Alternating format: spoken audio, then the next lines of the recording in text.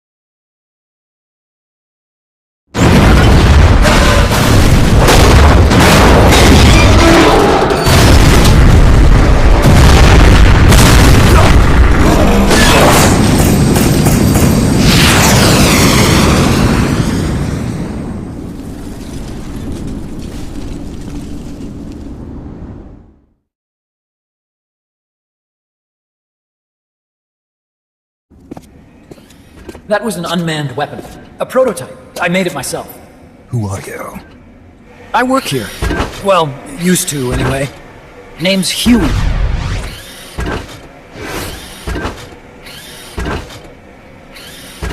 And who might you be? You don't look like one of those mercenaries. Me. I'm an entomologist. A fighting entomologist? Yeah, I specialize in butterflies. I'm here to catch Ulysses. Ulysses? Huh. I didn't think they lived in Costa Rica. Morphos, maybe? That's it. Need to get some before the Washington Treaty goes into effect. Says here Morphos aren't covered under the treaty. Must have slipped my mind. You sure you're feeling all right? Anyway, long story short, the butterfly got away. So how about it, Doc? Did you make that big butterfly too? Yes. And no. What was that thing? What are they doing here? Something tells me you're no ordinary entomologist.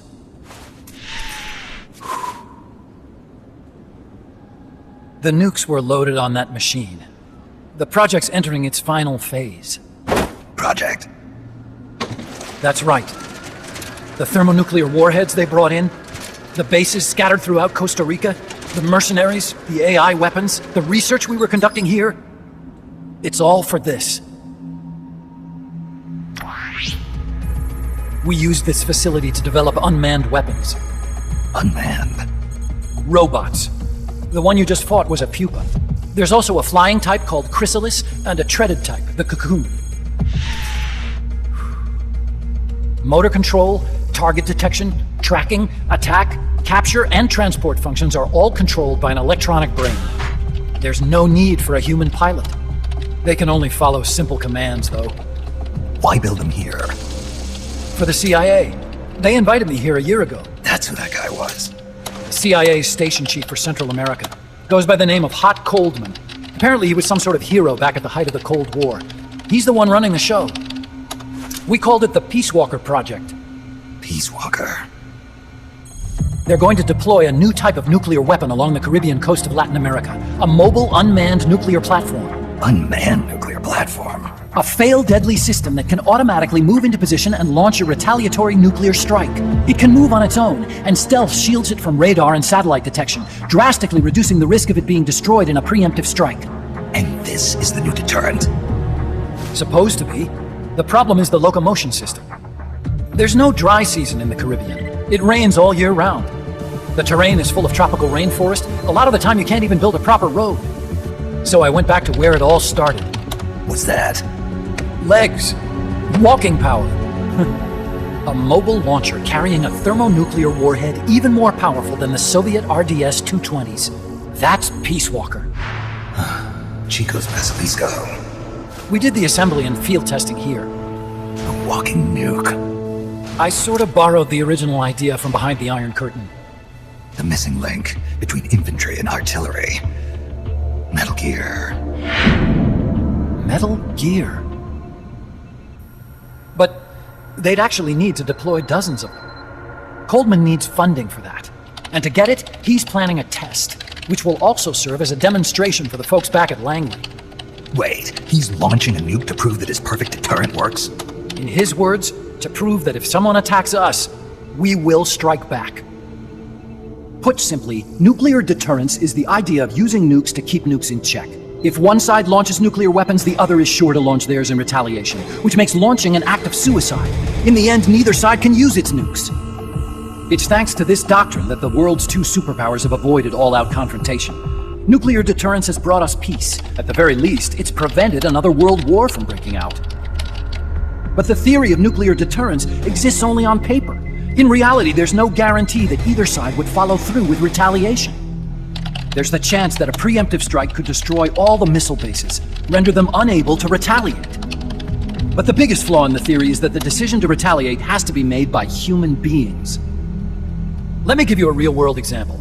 Let's say Country X launches first against Country Y. If the people in charge of Country Y are like you and me, they're not going to be able to retaliate, knowing that they're effectively ending all human life. So then the weak link in nuclear deterrence theory is the uncertainty of retaliation. Bingo. And that creates a loophole Country X can exploit to launch the first strike. Which is why we designed the system to be unmanned. With Peace Walker, retaliation is certain. It chooses the appropriate target and launches a retaliatory nuclear strike every time, without needing human input to make the call. Launching a nuclear strike against Peace Walker is tantamount to pushing the launch button against yourself. It closes the loophole in nuclear deterrence theory, rendering our friends in Country X completely unable to launch. What Coldman is saying is that to achieve this goal, we need to demonstrate that retaliation will be carried out by a machine. He will launch his nuke. And then his version of deterrence will be complete. And you believe him? I believe in peace through nuclear deterrence. Why? My father worked on the Manhattan Project. He put his whole life into that research. And all it created was this illusion of peace called deterrence. And then I was born, unable to walk. I had no choice but to face up to the nukes. But if they do end up launching, it'll all have been for nothing. They've got to be stopped. Where'd they take the warheads? To a base near the border.